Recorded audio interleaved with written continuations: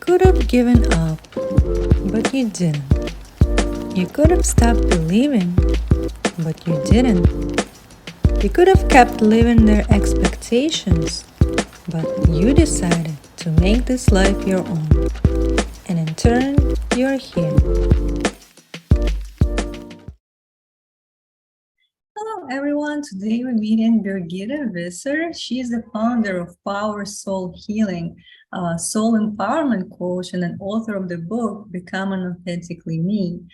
Hello Birgitta, thank you for joining us today. Hi Anna, thank you for having me today. All right, so let's just start a conversation with diving into your story of becoming the person you are today.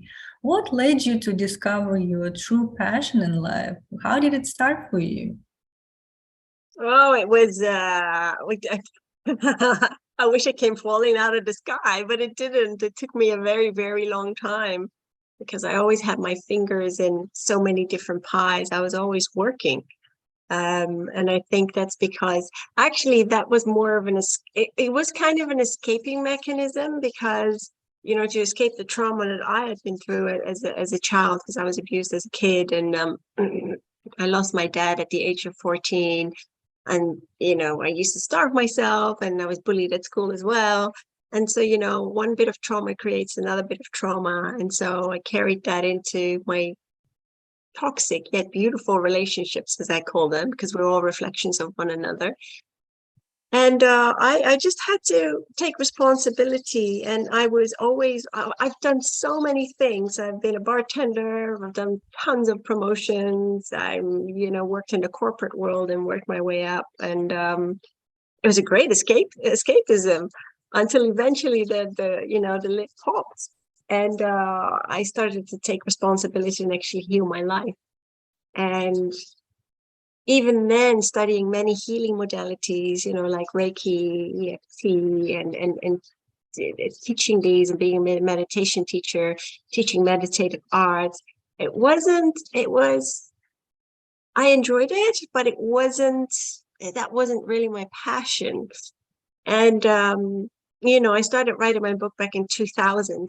And it only got published in last year. That's how long it took to finish because my story wasn't finished yet. Still not finished. But yeah, and then I started because I understood my life and my experiences, and it became easy for me to forgive. And I always say, you know, you got to hug it out with yourself. You know, you got to love yourself because we're all here to return to a love for ourselves, you know, and each other.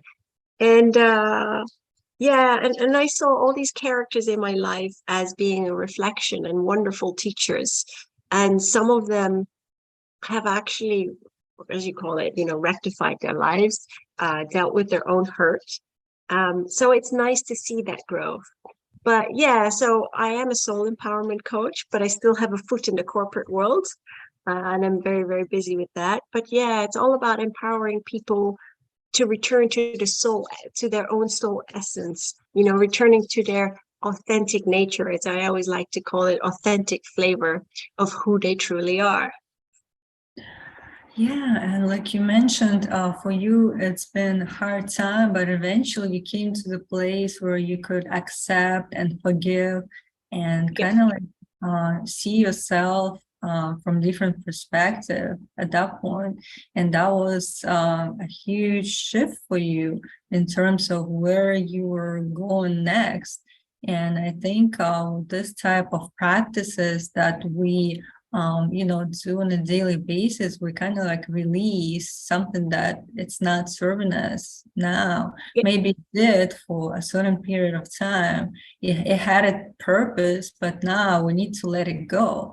And for some people, it's hard to kind of like do it on their own, and they need that type of help, or like to seek other practitioners who can help them to create that safe space and to kind of like release those type of blocks that they have. Absolutely. Absolutely. Yeah, and in your book, Be Authentically, what's the name? Becoming Authentically Me, right? Yeah. Yeah. So what inspired you to write the book, and what kind of idea is behind and the vision for this book to help others? Well, I channel. So it was like, Birgitta, you're going to finish writing this book. I kind of didn't have a choice. So, I mean, I worked crazy hours in my corporate work last year, and I can't be doing that anymore. I can't be working 50, 60 hours. And then, I'm writing my second book now as well in India. And so, and that's why, it was blowback for me because I had a really bad flu. I'm only now just recovering, but yeah, the book came about, and it was really, the first part is about the conscious shift of the earth, so to speak, and humanity, and it's about that ascension process and why things happen the way they happen, because people like to live in this, as I call it, this artificial created society, right? Or you call it the matrix, whatever you want to call it. And it's like I always say about Earth, I call it Terra as Earth, and then I call it terrarium. So it's like we've been dumped in this little glass box, and we have to learn. Society has been created for us to live a certain way, but that's not in alignment with our soul. And so I talk about that. I talk about the fact that there is no death; that we merely transform. Because we're energy. That's it. We're consciousness. We're energy. And some people say no, but really this body. And I always say to people, well, how do you power your body then? You've got a soul, right? And so the soul is like the battery. So I talk about that as well. And then the second part talks about my life and all the trauma that I've been through, and it's infused with the many channeled messages from the many ascended masters, especially I work a lot with the Ascended Master Saint Germain because he's insane. He's really funny. And I think, when I was very down and out, especially in Florida, it helped me so much to communicate with many of the Ascended Masters. And it's even like Archangel Michael. People think, oh, you know what? I'm going to ask Archangel Michael for help. But if you want to face your fears, right? Because as the saying goes, life begins at the other on the other side of your comfort zone, or at the end of your comfort zone. And it's really about, oh, he's like, well, you want to conquer your fears? Well, I'm gonna splat your face straight into your fears. That's just the way it works. Yeah, we don't know that what we're asking for, and then what we're receiving is actually our own kind of intention of being in that experience and to learn from it. But we, for some reason, perceive it as being like, I don't know, some obstacle or something that would stop us from going further. And we kind of like put that limit upon ourselves to not being courageous enough to face that and to move forward. And everything fear, isn't it? has the two sides of it, like a coin. You flip it and you see how it becomes something the opposite. But those different type of experiences, and you encounter, being in a relationship with people, that would kind of put that focus on what you need to learn right now. And then we just need to kind of like take it the right way and not be not being stopped by having that type of experience, but actually being grateful for doing it now and knowing that it's going to bring us to the next level. Absolutely. I always say, be grateful for your experiences. And indeed, life is an experiment for you to experience. And it's like, I always compare it to the game of Mario Brothers or Donkey Kong, and you play the level over and over, but you keep dying, you're having doing the same experience, and eventually you'll master that level, and you understand how how the game is played, so to speak. You understand the experience, and then you level up to to a different experience. But that's the thing about life. People hang on to their experiences like no tomorrow. It's like they fear change, and they wonder then they wonder why there's so much dis-ease in their life. We're the creators of our own reality. We're the creators of our own little cosmic world. And people seem to forget that how we create and express ourselves adds to the collective consciousness as well. So imagine there's loads of people that still have that fear embedded within them, and that adds to the collective consciousness. Yeah, we should kind of be also mindful that we're not just ourselves. It's not all about us, but the bigger picture of things, how we contribute to something that is, should be good for all of us, right?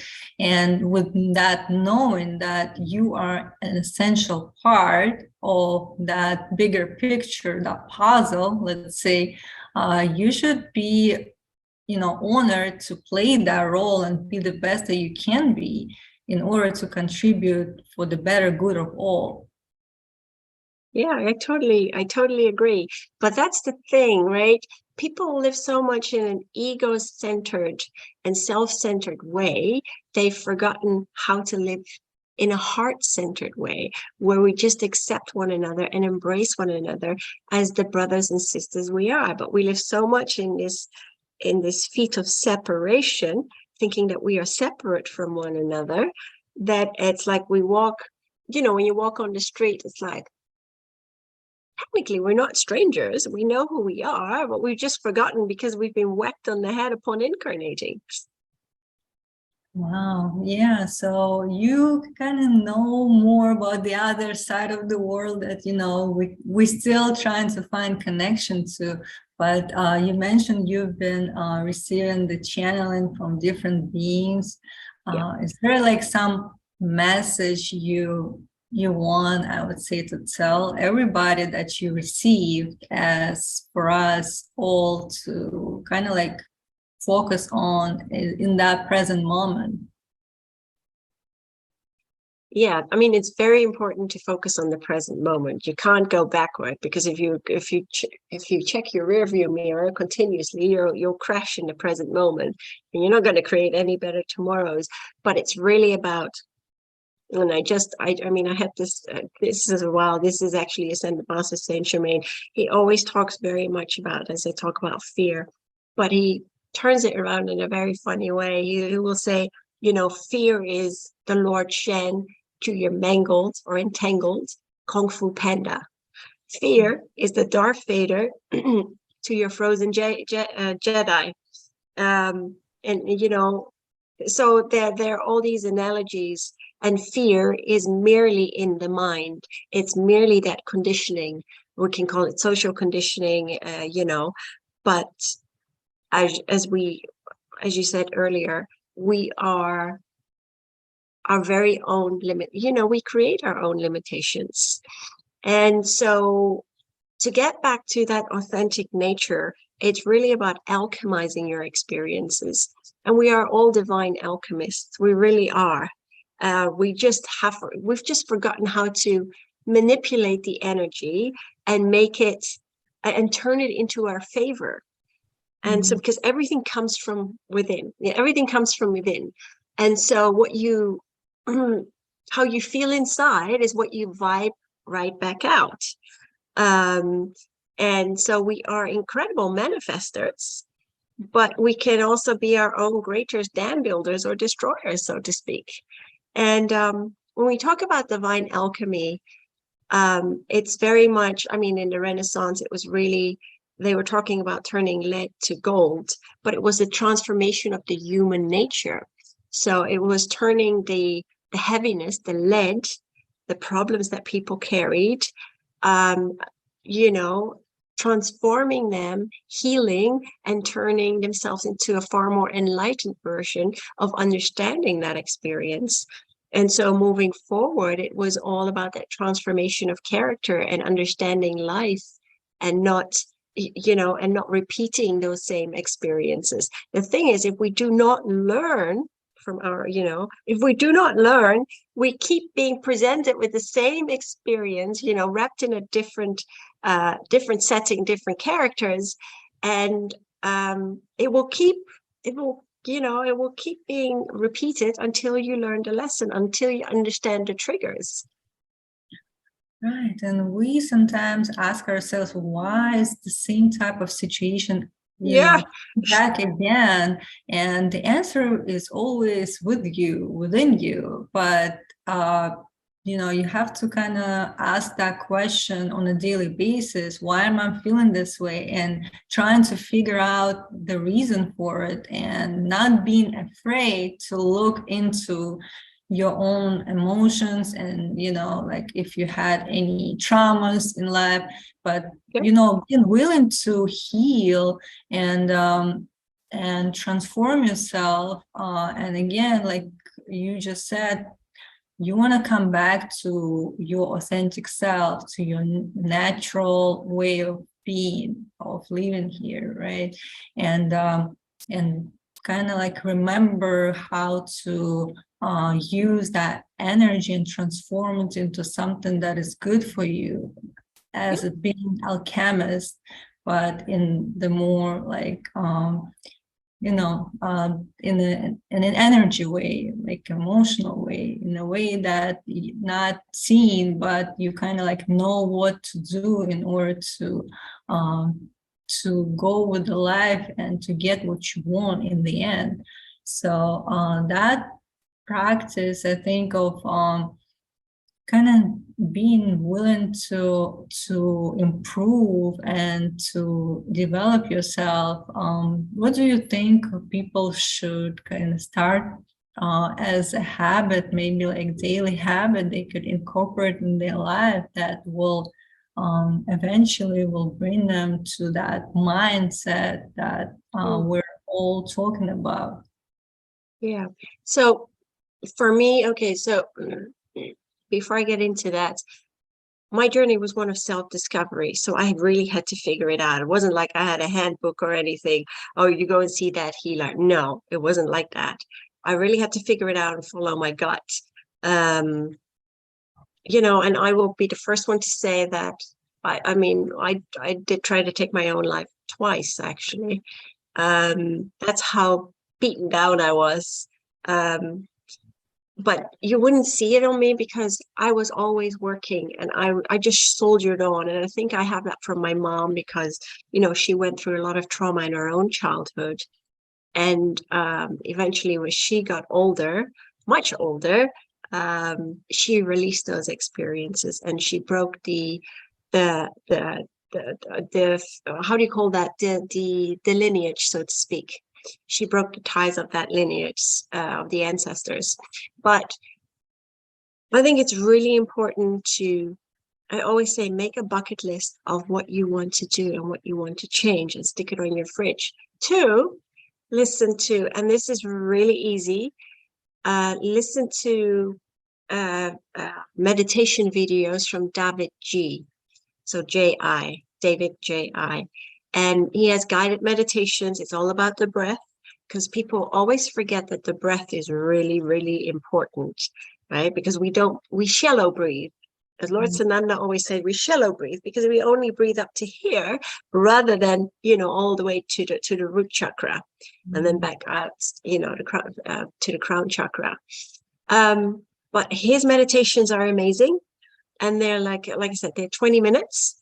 And what's 20 minutes out of your day? Right. Because it will calm you right back down.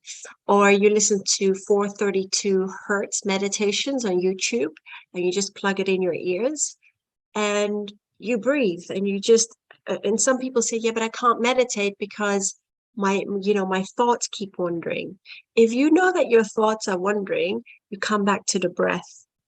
And I always say, when it comes to breathing, something that I learned in India, it's, you breathe in, well, you start with the count of 4. You breathe in 4, hold it for 4, and then breathe out 4, and then hold it again for 4.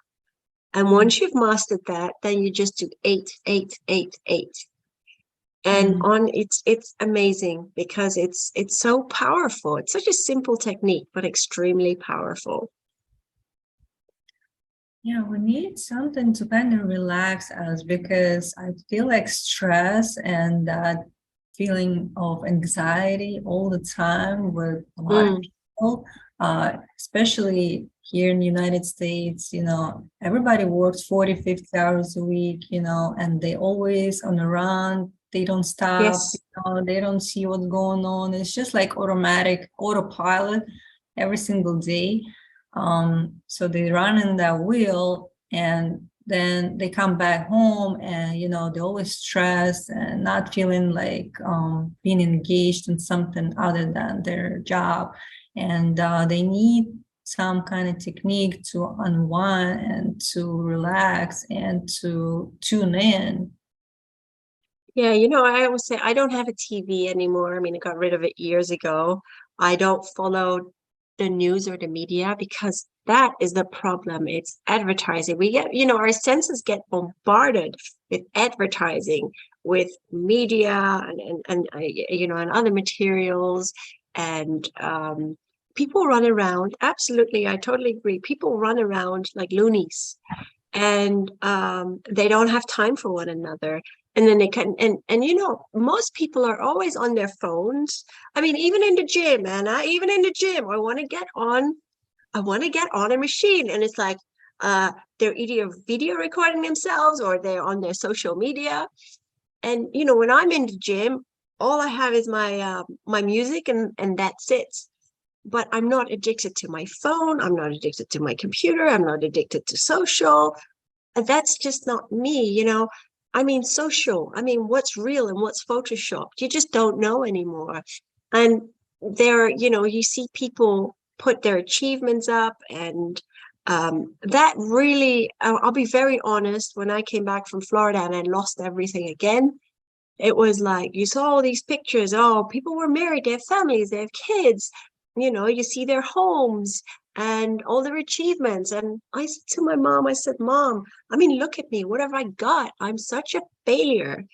And she looked at me and she's like, Birgitta, no, you're not a failure. She's like, you've led a very different life. She's like, you've traveled the world, you've worked everywhere.